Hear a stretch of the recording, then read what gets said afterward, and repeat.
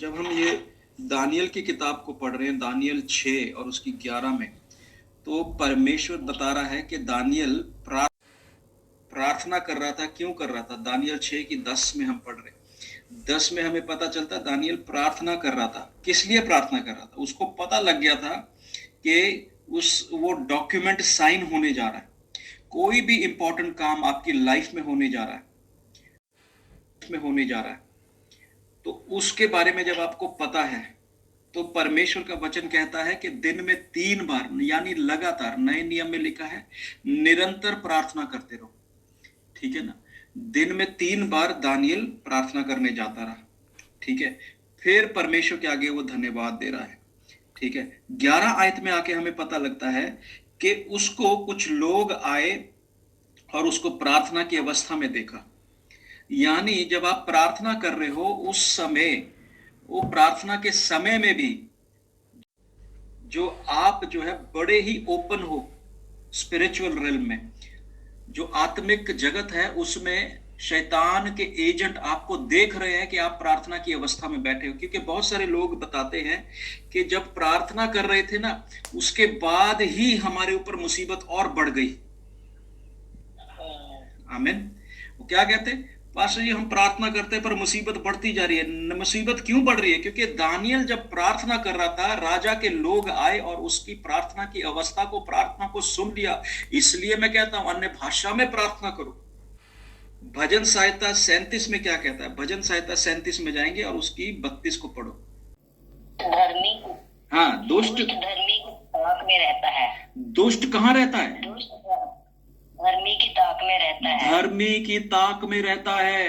Hallelujah. हम जब प्रार्थना करते हैं, जब हम प्रार्थना की अवस्था में रहते हैं, उपवास करते हैं, कुछ भी कर रहे, दुष्ट उसकी ताक में रहता है।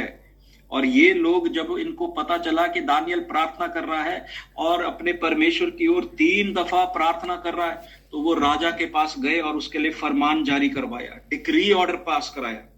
हालेलुया। भजन संहिता 37 और उसकी 33 पढ़ो।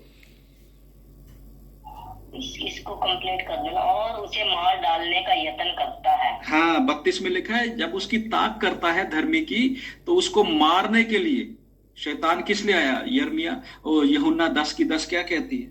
शैतान आता घात करने, हत्या करने, चोरी करने। परमेश्वर आया अबदी जीवन देने। अगर हमारे जीवन में शांति नहीं है, अबदी जीवन नहीं हमें इस धरती पर मिल रहा है, हमें आराम नहीं मिल रहा है, तो इसका मतलब शैतान के शिकंजे में हम हैं। आमीन। शैतान हमारी हर एक चाल के ऊपर नजर रखे हुए है, वो ताक रहा है। आमीन। हम सुरक्षित नहीं है, याद रखना। गतसमनी बाग में जब प्रभु प्रार्थना कर रहा था, उस समय भी शैतान वही मौजूद था। हालेलुया। सो दानियल 6 अब भजन संहिता 37 और उसकी 33 को पढ़ो, 33 को। यहोवा उसको उसके हाथ में ना छोड़ेगा। हाँ। और जब उसका विचार किया जाए, तब वह उसे दोषी ना ठहराएगा। हाँ, कौन है ये धर्मी जन है। Hallelujah. The Lord will not leave them in their power. परमेश्वर अपने धर्मी जन को शैतान के हाथों में नहीं जाने देगा। शैतान के हाथों में यदि परमेश्वर हमें भेज देगा, तो फिर परमेश्वर के धर्मी जन क्या कर सकते? दानियल 6 की 6 देखो। तब वे अध्यक्ष और अधिपति राजा के पास उतावली से आए और उससे कहा, हे राजा दारा, तू युगानुयुग जीवित रहे। हाँ, अब अधिपति शैतान के भजन इफिसियां 6 की 12 में लिखा है, प्रभुताएं हैं, प्रधानताएं हैं। ये अधिकारी कौन है? ये प्रधानताएं हैं अंधकार के, जो राजा के पास आए और उसकी महिमा और गुणगान करने लग गए। क्यों कर रहे हैं? ऐसा क्यों कर रहे हैं? क्योंकि वो दानियल के खिलाफ चलना मांग रहे हैं। आपके खिलाफ योजना जब शैतान बनाता है, तो जहां से आपको फेवर मिलना है, वहीं पर वो आपको गिरा देता है। हालेलुया। ये लोग आए और आकर के क्या देखा? वहां पर इकट्ठा हो गए। तभी तो दाऊद कहता है, हे परमेश्वर, मेरे विरोधियों ने मुझे घेर रखा है। मेरे सताने वालों ने मुझे घेर रखा है।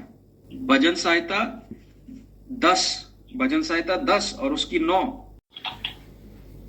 वो क्या है? ताक में रहता है। बाइबल में लिखा है, फाड़ खाने वाला सींग के समान शैतान तुम्हारी ताक में रहता है। ऐसा सिंह अपनी झाड़ी में, वैसा ही वह भी छिप कर घात में बैठा करता है। हालेलुया।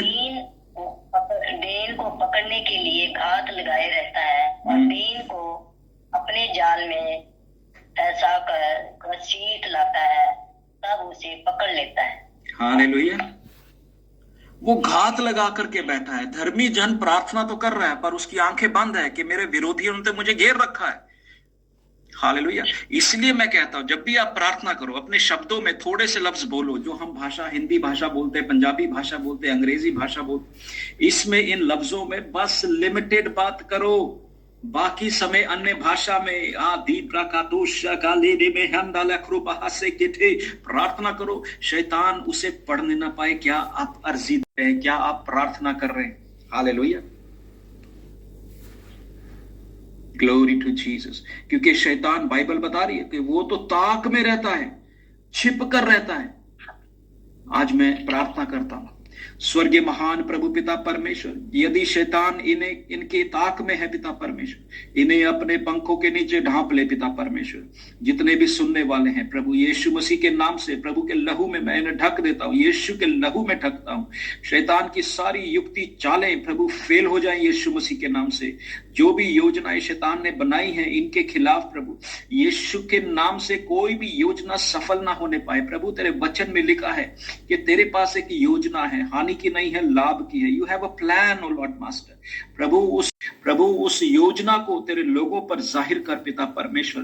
तेरी योजना में वो चलने पाए, अपनी योजनाएं नहीं, बल्कि तेरी योजना बनाई हुई जो तुझसे मिलती है। हालेलुया। प्रभु तेरी योजना में तेरे लोगों को चलने के लिए फजल करना, प्रभु यीशु मसीह के नाम से मांगते हैं, आमीन।